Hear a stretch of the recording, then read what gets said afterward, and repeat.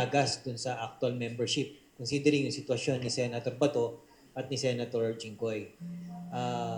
Ang prosecution po ba tinitignan itong development na ito at pwede bang maging issue ito na maaring at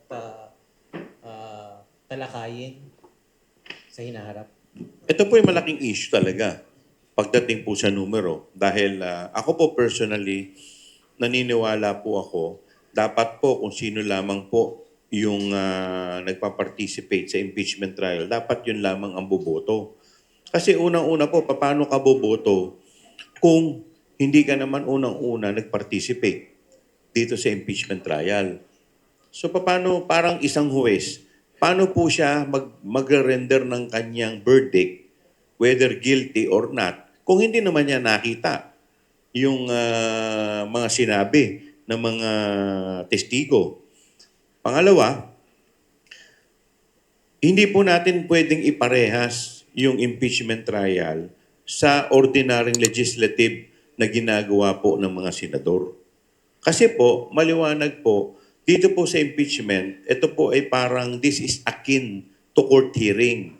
So pag sinabi po natin akin, ibig sabihin pwede po natin itong maikumpara sa mga court hearing kung saan po ang huwes tinitignan po yung demeanor ng testigo. Kung ito po ay nagsasabi ng totoo, kung ito po ay nagsisinungaling. Parte po ng kanilang pag-render ng kanilang judgment base po sa mannerism, sa conduct ng testigo na inuupo po sa witness stand. Kaya nga po pagdating po sa appellate court, ang nagiging issue, kadalasan na po dyan, ang issue na po dyan, issue ng law, batas po. At hindi na po pinakikialaman ng mga appellate court yung issue sa fact. Kasi po, ang sabi po ng mga korte, ng Korte Suprema, hindi po nila pakikialaman ng issue pagdating po sa fact kasi ang best na makaka-ascertain ng mga testigo ay yung korte na nagdinig ng kaso. So, ganun din po dito. Paano po sila boboto kung hindi naman po nila nakita yung testigo, hindi po nila na-assess yung demeanor, hindi po nila nakita at na-assess kung ano yung kung ito po ay nagsisinungaling o hindi. Kung sakali lang po, regarding nga doon sa number ng senators for the voting, senator judges for the voting po, magbabago, let's say, makast in stone let's say, a rule has been cast na, pero kung sakali lang, kasi there are ongoing reports na syempre, may iba ding mambabatas pa na possible or haharap sa mga kaso. Let's say, mangyari the same thing with the other senators as well na hindi sila maka-appear and may haharapin sila. Paano yung magiging process po? Magbabago ba ng paulit-ulit or kailangan bang mag-set ng rules ulit? Well, kung ang titignan nga natin yung yung dun sa kaso ni Abilino versus Cuenco, ang sinasabi kasi doon kung sino yung physically present na yung iba kasi talaga, kahit anong gawin nila, hindi naman talaga sila makakapunta doon eh. Like for example, si Senator Bato, hindi naman natin, nowhere to be found, hindi naman siya talaga, hindi naman siya mahanap, di ba? So physically impossible din kaya on the part ni Senator Jinggoy. So yung mga sitwasyon kasi nila, unlike kung kunyari, let's say absent ka lang ngayon, pero wala namang maghihinder sa'yo physically para umattend. So ibang sitwasyon yun. Pero kasi dito, alam naman natin na from start to finish, I'm sure, unless of course, makalaya agad si Senator Jinggoy nang hindi pa natatapos yung impeachment.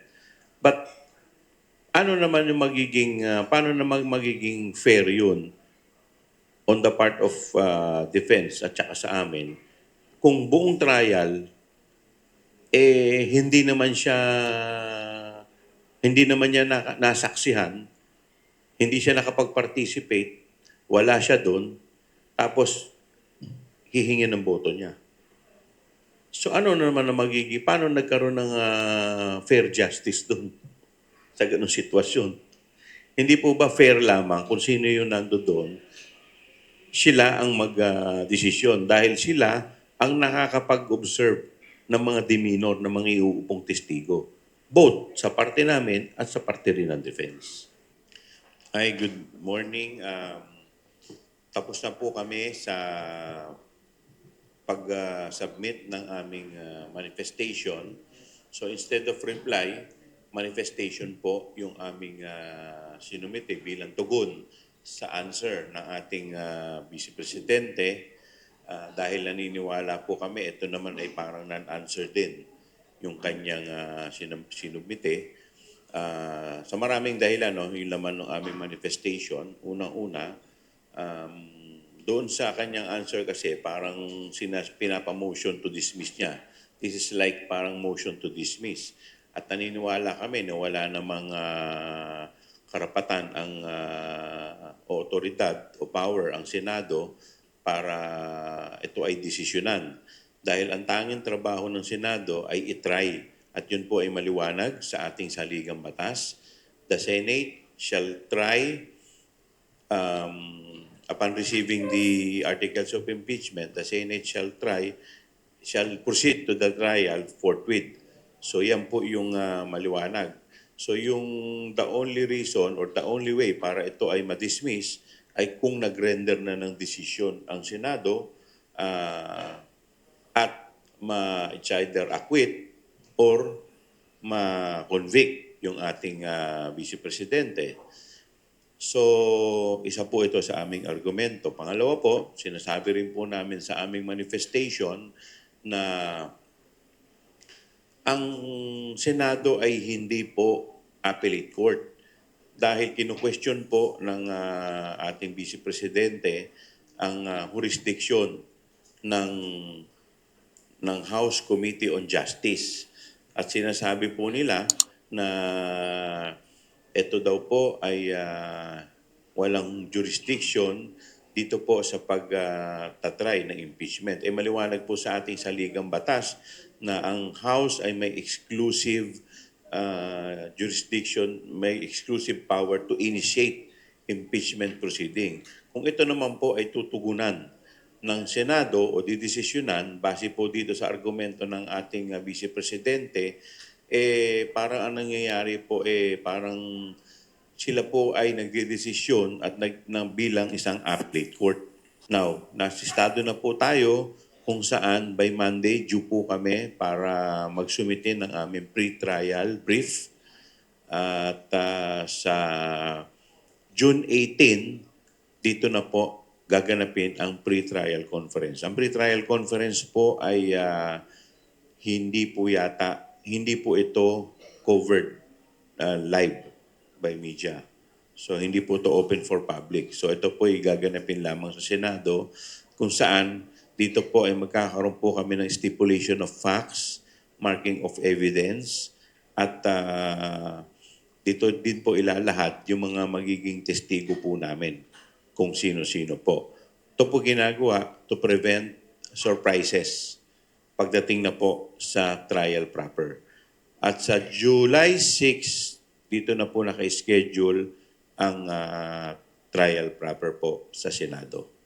Kung dun sa pre-trial brief, conference, may we know kung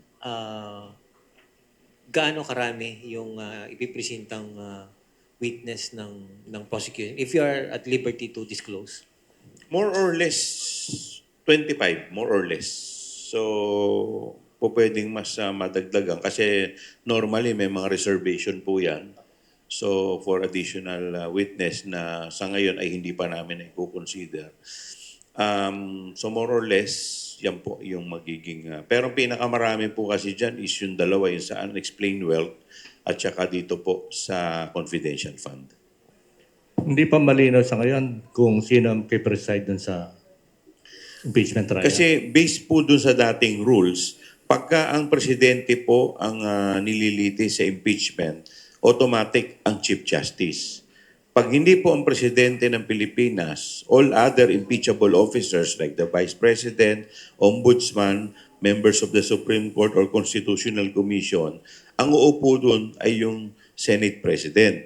Pero naalala ko po, nung nakaraang o nung huling session po ng Senado, inamyendahan po nila yung kanilang rules kung saan pagbobotohan nila kung sino ang uupo bilang presiding officer.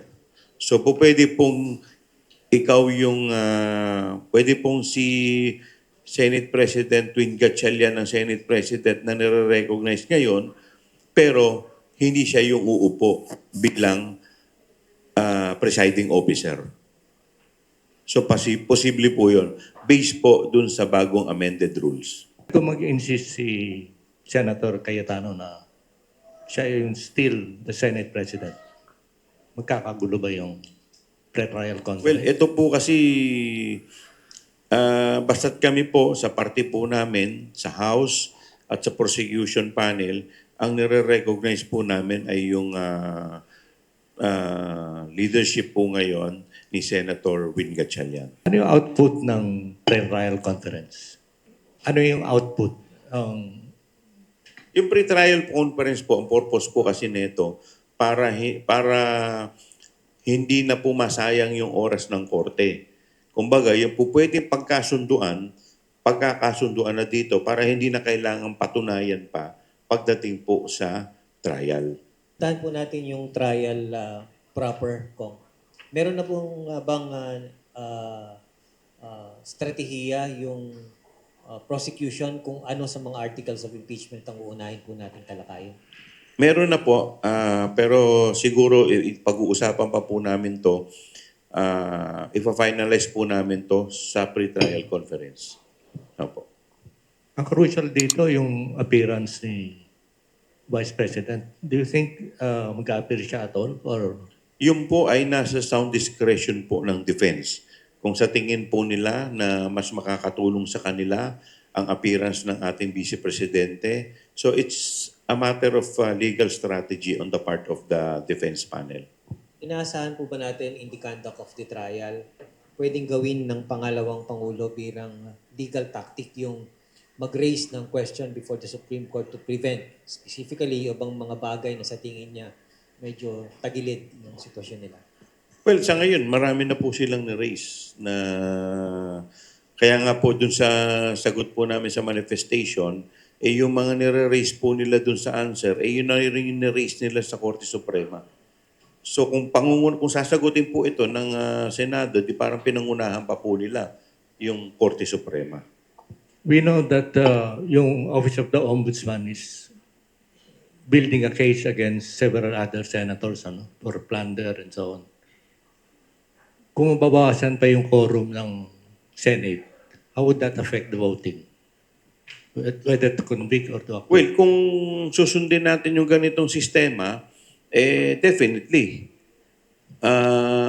it will affect the voting. Mababawasan ang mababawasan. Following your premise, Kong, sabi nyo kanina, hintayin ang Senado, baka itong bagay na ito. Although ito sinasabi ko po, opinion ko lang personal opinion ko pa lang. So, syempre, wala namang, I'm sure, may mga kukontra dito, may mga mag-a-agree rin sa akin. But ito naman ay personal ko lang na opinion. Hindi po yan ang opinion ng buong prosecution panel. Exactly. Kong, the reason why I'm asking you this, kasi sabi nyo kanina, ang premise po natin is that hintayin ang Senado, baka sila mismo ay pag-usapan itong bagay na ito because as we speak, ito naman ay napag-uusapan na rin, especially sa social media. But if and when ito ay hindi talakayin ng Senado, gaano kabilis na pwedeng erase ito ng prosecution? Ang totoo niyan, hindi pa po namin ito napag-uusapan officially. But siguro, after this pre-trial conference, baka pag-usapan na rin po namin to. Dahil at the end of the day, kami naman din po ang may concern dito dahil sa numero. Kaya ko lang po ito naitanong ko kasi siyempre sa pag-usad ng kaso at somewhere along the way ito ay erase, definitely po makakadagdag ito sa pagkabalam ng trial. Tama po kayo dyan.